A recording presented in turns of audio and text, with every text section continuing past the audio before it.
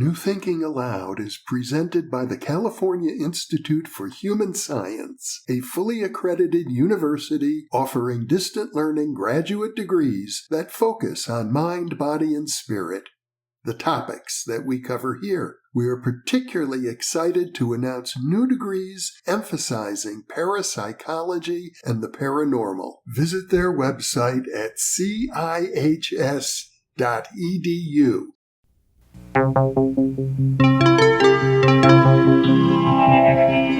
Thinking Aloud.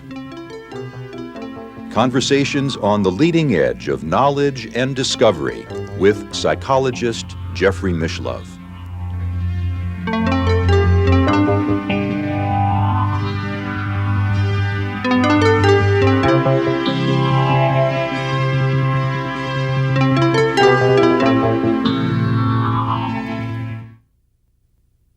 Hello and welcome. I'm Jeffrey Mishlove. Our topic today is mutual dreaming. We'll be looking at dreams that people share together.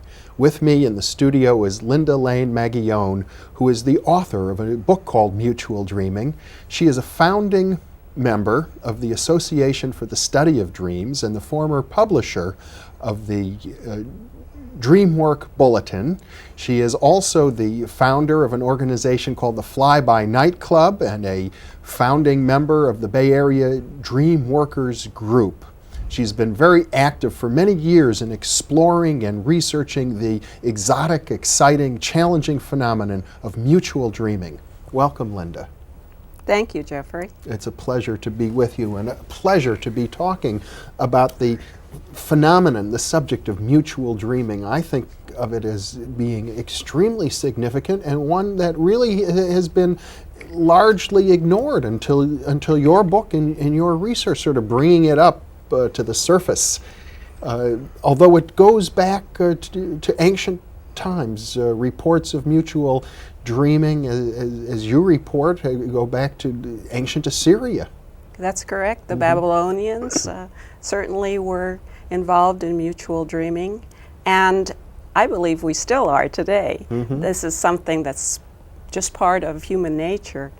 But perhaps one of the reasons why we're not so used to thinking in terms of mutual dreams or finding them out is that, at least since Freud and Jung came on the scene, we've turned away from the social matrix into the personal. We're going into the very personal hero's journey.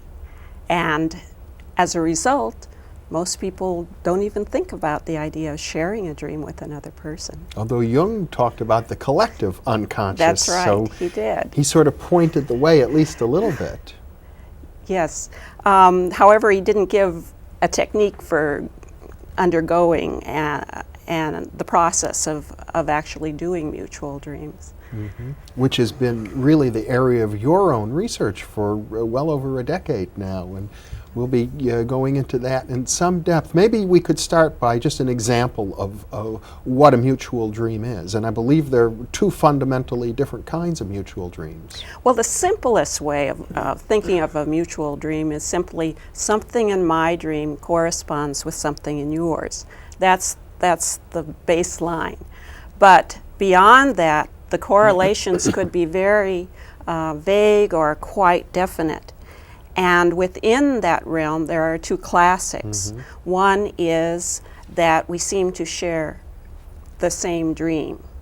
That is, the symbols are similar, the emotions, the themes of the dreams are quite similar, but we don't see each other in that dream. That first type is the one I call the meshing dream. The second dream is the meeting dream, and that's where I see you, you see me, we meet as we might in waking life here in the studio. And that's really extraordinary when you think about it. It's as if the dream is as real in the sense of a consensual validity as waking experience is. That's right. That's certainly why I was attracted to the whole idea. Most people suppose, I think, that their dreams are just figments of the imagination. That's right. And It's interesting. What attracted me was interaction with the dream character. My very first dream, the dream that brought me into dream work, I had an encounter with someone who seemed to be very real, but I had no way of verifying it one way or the other. I could either say, well, take it on faith, or pass it off as a figment of imagination. But the one thing about mutual dreaming that I like is that we're dealing with live human beings who can provide feedback. We can wake up the next day, go to the person, say, hey, I had this very strange dream, and I think maybe you were in it, and get some kind of a reaction from them. I recall reading a book by Shafia Karagula back in the early 1970s. She was a psychiatrist who had worked with Wilder Penfield, the great Canadian neurologist, and she reported a client who said that she went into a dream school at night and was taught things and was in classes, and one time she remembered another person sitting in this classroom with her, and she phoned the person who lived across country, and sure enough, that person had been having the same series of dreams in a classroom, being taught all sorts of esoteric subjects, and remembered her client also. So what's really going on underneath the covers? Do we have another life when we go to sleep? What do you think? I think so. If the dream isn't its own reality, it certainly is a corridor to many other realities. Well, you point out that, of course, a lot of mutual dreams could be explained away as people share the same residue of the day. That's right. Not all mutual dreams are psychic. Mainly mutual dreams are social events. And the sociability could come from the day's residue. You and I go to the mountains, and that night we dream about being in the mountains together. Well, that's pretty obvious where that came from. Or there was one example that I gave about a husband and wife having an argument, and that night they both had dreams of houses burning down. Now, there wasn't any literal house burning down, but their argument turned into the same symbology, the shared symbology that came from being together so long and resonating with one another and having the same kinds of experiences. So those are two examples, both the literal and a symbolic example of how dreams can be mutual. And simply because of the fact that we coexist in waking life. Well, very few people think that they might just set out and dream together. In fact, it's a little bit frightening.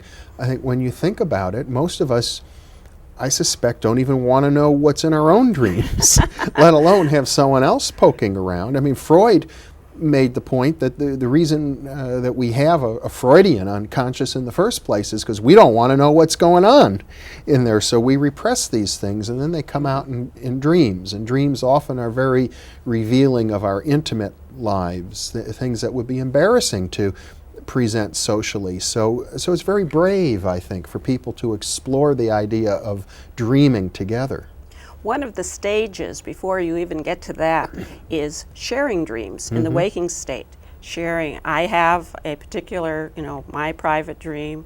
I come to a dream group, or simply even stepping one step back from that, sharing with friends and family, and reciprocating.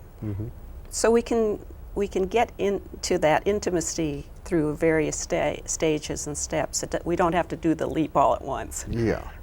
And I imagine that from all that I know, the circle of people who are dream workers and dream sharers is growing. We're in a culture in which more and more we are willing to make the contents of our unconscious conscious. But still, these people are pioneers. You are such a pioneer. Thank you. And I'm not the only one. I am in a community of dream workers and dreamers who are very intentionally moving in this direction. I think the whole thing really began to catch steam around the early 1980s. That's when the idea of sharing dreams and talking about community and networks and reciprocity, give and take, that's when things really began to catch steam. Well, one of the things you point out in your book, Mutual Dreaming, is that when people get together and decide they would like to share dreams together, have mutual dreams and report on them, the first stage of that exploration is a lot of negative events that occur in dreams. That's probably because of our focus. Well, simply because when you think dreams, the usual association is therapy. And the purpose of the therapy is, of course, to bring out a lot of the conflicts into the light of day so that we can deal with them better. So that's one reason. The other reason is if we're not in the process or in the habit of sharing dreams with other folks, they'll get repressed. And so what comes through is likely to be something that has a lot of emotion behind it, either very positive emotion or, more likely, very negative. So those are the kinds of dreams that might come through first as we share dreams. But once we get beyond that and start doing it on an ongoing basis, things level out, the playing field levels out, and there's quite a few mundane kinds of dreams that get shared in such groups. How did you personally get involved in the idea of shared dreams? I had a dream. I had a life-changing dream. Woke up and went, what was that? I had an encounter with a particular dream character, and she seemed to be so real, and yet this was just a dream.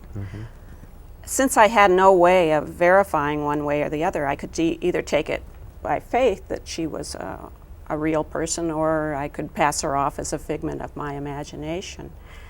However, when I moved into dreams and dream work and read about this thing called mutual dreaming or dreaming together, a light went off and I said, now, here's an opportunity. Maybe I can't decide whether or not these dream characters are real or not, or if they're aliens, angels, or deceased relatives.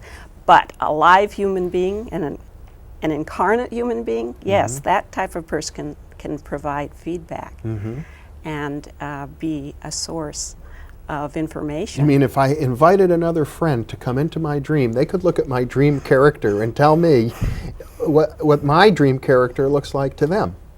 That's right. In other words, if I dream of Jeffrey Mishlove, is that my projection of Jeffrey, or is that the Jeffrey that he knows? Or maybe it's a Jeffrey of a third person.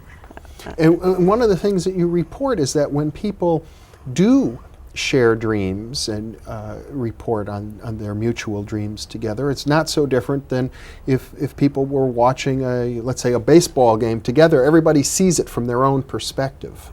Yes, that's one of the things that I really understand now.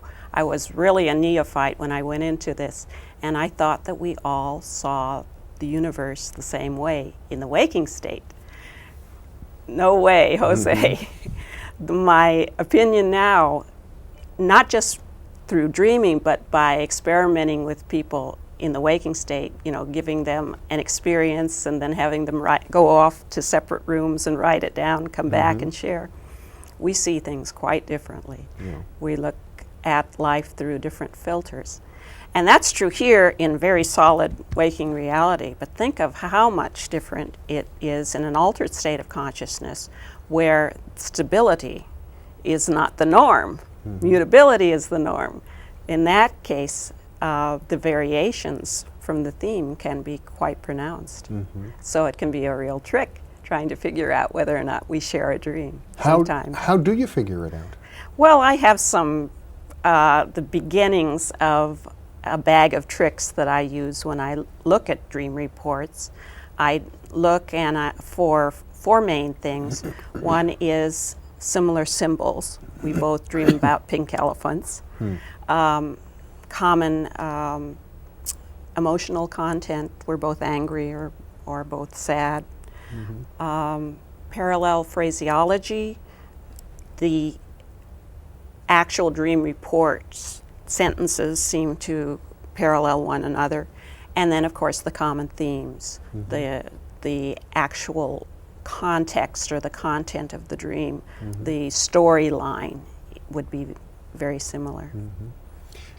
And to have good correspondence, let's say on all four or three or out of the four, is that a very common experience? No, it's not a common experience, even with people that are trying to dream together. Because the population that I was dealing with were not folks that had, were all related to each other. They were not folks that had the same religious background or went to the same schools. They were individual dreamers and dream workers who came from very different backgrounds. And trying to get those folks, those very independent, ornery folks, to dream together is a real challenge. In one part of your book, you use the metaphor, it would be like taking a bunch of chickens and expecting them all to line up and march in the same direction together. I wish I could say that was my metaphor, but actually it was Bill Stimson, who was the first editor of Dream Network. He used that to apply to trying to organize a network of international dream communities. And it is just so, it applies in the waking state as well as the dreaming state.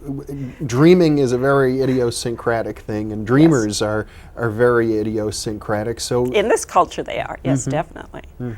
But in spite of these difficulties, you have now for many years brought groups of people together who agree mutually that they will endeavor to have their dreams together, and the results seem quite impressive, at least from time to time.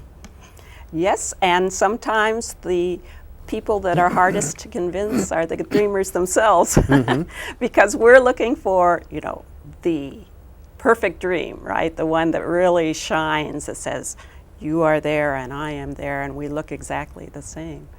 Or we interact the same as we do in waking life. And we keep forgetting the dream isn't like waking life.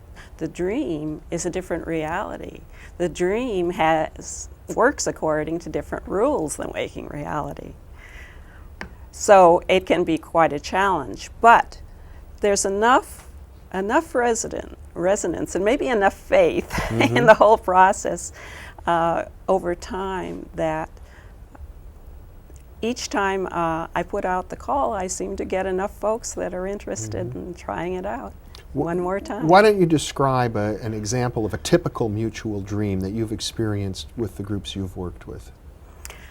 The typical mutual dream would be a meshing dream. That is a dream not that I see Jeffrey, but that Jeffrey and I have similar kinds of dreams. For example, we might dream, very common theme, individual dreamers as well as group dreamers would be water themes. We're at the beach. And another common symbol, bicycle. So we're both on bicycles, or maybe we're on a tandem bicycle. Not sure exactly who's behind us or from front, but going along the beach. And that type of a dream in which we are experiencing a particular event that resonates with another person's experience is the most typical type of a mutual dream. Well, one of the things you write about is that when groups come together for the purpose of having mutual dreams, and then they reach this level of a typical dream, they often are able to build upon that and work together to much more creative realms of dreaming together. I think so. If we can move beyond the stage where we are concerned about the problems of being together, the intimacy problems and all the rest of it, if we can move into the creative realms, and then things begin to shift. The content of the dream, rather than being personal concerns, actually changes into group content, groups coming together to do an art project, groups coming together to have a party, groups coming together simply to coexist in a large living space. When I look at dreams and see locations like auditoriums or cafeteria or apartment buildings, all of these signal to me large areas of habitation. Yes. And much more likely to occur in that kind of a context. You describe a technique called encapsulation that some of the dreamers work with in the mutual dream groups so that they can avoid bringing their personal problems into the mutual dream. Not only have I been involved in mutual dreams, but I've also been a sender of dream telepathy experiments. And since I am sending so much of me out into the dreaming world, I have to be very careful about what I send. Am I going to include everything that happened to me this past day, all of my problems, all my concerns? If I'm ill, is that going to go out? When I am just dreaming along with a group of friends, it's no problem because I can, take a rain check, postpone it. But when I'm with a group, I have to go out and be on stage no matter what. So I came up with this, after trying quite a few different methods, came up with this particular method, which is simply to gather all of the energies, the emotions, the pictures of what might concern me during the day together in one package and put it on a temporary holding shelf. I do this in terms of visualization and to center myself and calm myself emotionally before I begin either the incubation for the mutual dream or the sending of the telepathy experiment. And that way, my focus is on the task at hand rather than on the emotional components of what could be sent out. And the one thing that I need to say about this is that it's not repression. It's not, I'm taking all that stuff and sticking it away and hoping it will never show up again. Actually, by changing channel, often it gets resolved by itself, but still I need to be very fair with my dreaming self and retrieve the package the next day. In other words, you're acknowledging, I have these Yes, emotions, I do. but I'm going to put them aside for now. Just for now, And temporarily. you used another term, incubation of the Yes. mutual dream. Let's talk about that. If I have a friend and I want to have a mutual dream with my friend, how would I incubate that? Incubation is a great word. It means to hatch a dream. And of course it comes from historical kinds of incubation where you went to the dream temple and gave an offering to the gods and with the hope usually of a healing dream.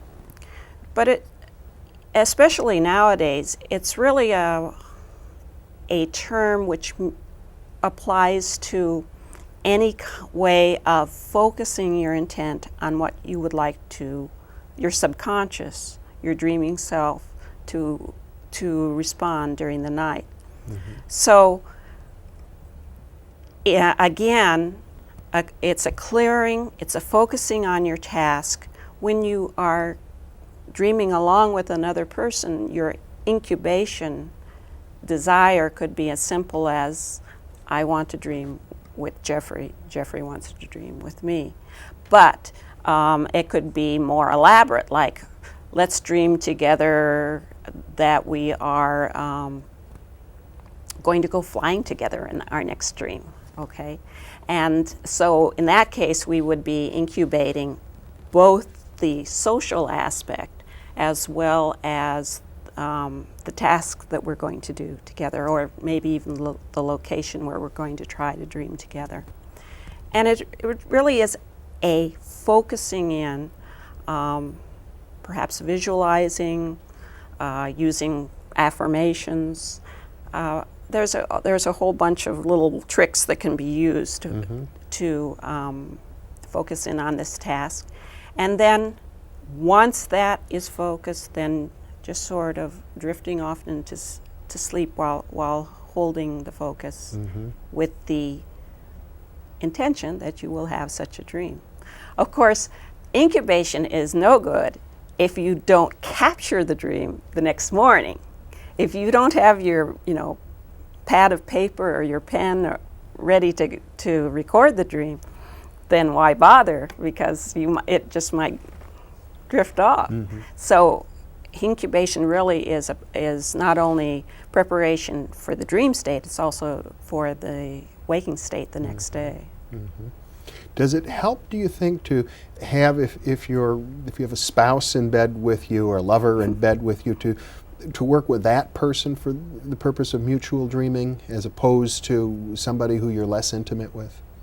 Well, certainly the person that you are the closest to, you're most likely to be sharing dreams anyway. Spontaneously. Well, no, I meant in the sense of talking about your talking dreams. about them. Right. So you're going to have more material available for sharing. But beyond that, from a psychic point of view, you are very close to one another. Your auras are very close. The information that you carry around like a billboard, psychic billboard, during the day is there and available for the other person to connect with. So yes, a bed partner is one good spontaneous mutual dreaming partner. However, intention is a very important factor, and even though you may be sleeping in one bed, if you intend to dream with someone across the country and your focus is across the country, that's doable too. That's doable too, yes. Well, Linda Lane Magallón, thank you so much for sharing this half hour with me. It's getting quite interesting. Thank you, Jeffrey. I really appreciate that. And thank you for being with us. And let me remind you to check with your local station listings for part 2 of our 2-part series on mutual dreaming.